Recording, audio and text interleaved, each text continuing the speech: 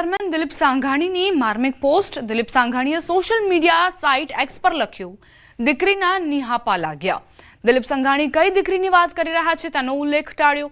સાંઘાણી અમરેલીની કોઈ દીકરીની વાત કરી રહ્યા છે કે કેમ?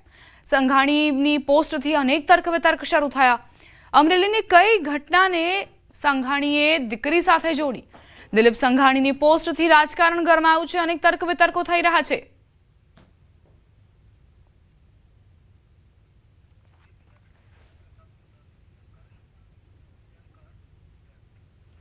દિલીપ સાંઘાણીની સોશિયલ મીડિયા પોસ્ટથી રાજકારણ ગરમાયું છે। સાંઘાણીની પોસ્ટ પર કોંગ્રેસ નેતા પ્રતાપ દુધાતનો દાવો। આ પોસ્ટ પાયલ ગોટી પ્રકરણને લાગુ પડે છે। કુદરત છે, કોઈને છોડતી નથી।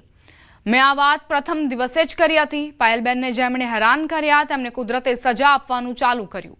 તાલુકા ભાજપ પ્રમુખ ચેતન ધાનાણી બાબતે પણ પ્રતાપ દુધાતે આ સાથે પોતાનું નિવેદન આપ્યું।